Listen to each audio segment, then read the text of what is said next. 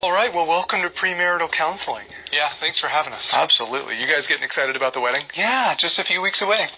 Yeah, it's meaningless. Yeah. I'm sorry, what? Your wedding. It has nothing to do with the success of your relationship.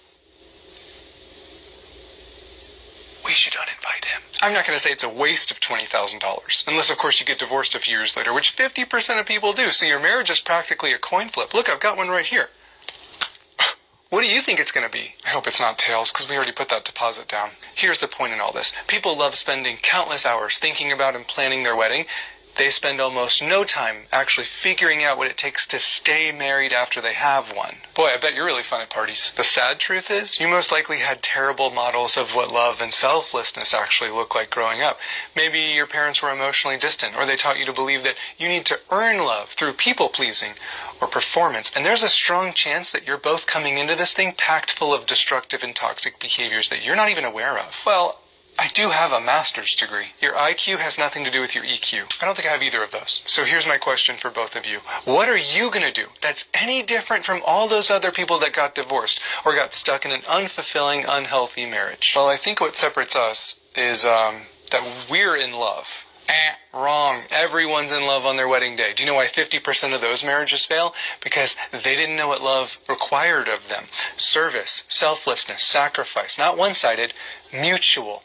They didn't have a plan for how to get things right. And they didn't have a plan for what to do when things got hard and stressful, which they always do eventually.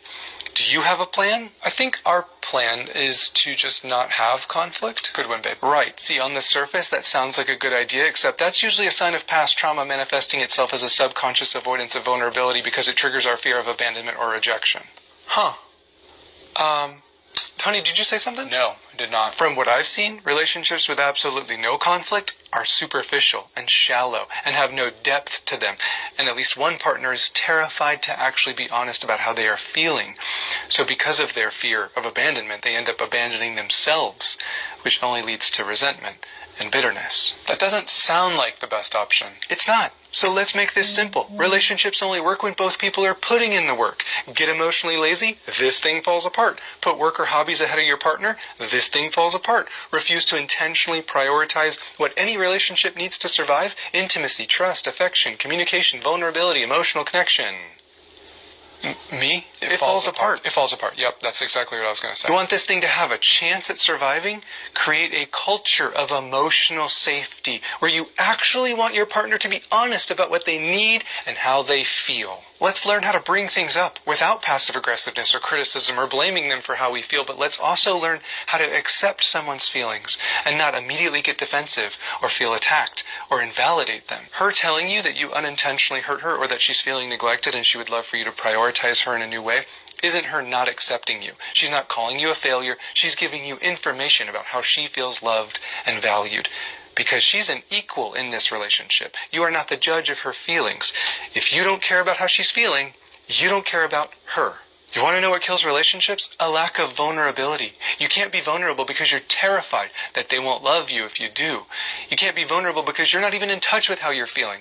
You can't be vulnerable because people have told you your whole life that you're not lovable or worthy of kindness and respect and consideration. Let me tell you right now, you are. You are lovable. Any conflict you have, I want to make sure that that's at the forefront of your mind.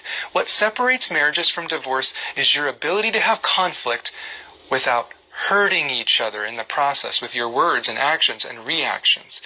It's possible, and not just possible, it's vital. I can promise you there is no point in even getting married if you aren't going to create an environment of safety and honesty and love. Don't expect me to spoon feed all of this to you. Pretend like it's important to you. Read a book together. Start with this one, The 7 Principles for Making Marriage Work by John Gottman. Make it a goal to find ways to respect and honor each other every day. Look out for ways to appreciate each other, prioritize each other. Never get lazy when it comes to affection, non-sexual or sexual. Never get lazy when it comes to playfulness and dates and alone time and flirting. Can you imagine a marriage where both people actually had a desire to serve each other It's possible, and the results are amazing as you think. So keep short accounts. Check in with each other. Refuse to let any resentment build. Ask, how's it going? How are you feeling? Is there anything on your heart? How's your stress? How's your anxiety? Are there any burdens that I can take off your back? Because that's what love does. This is our person. Let's act like they are valuable to us. Ask her, do you feel neglected? Do you know which husbands ask that?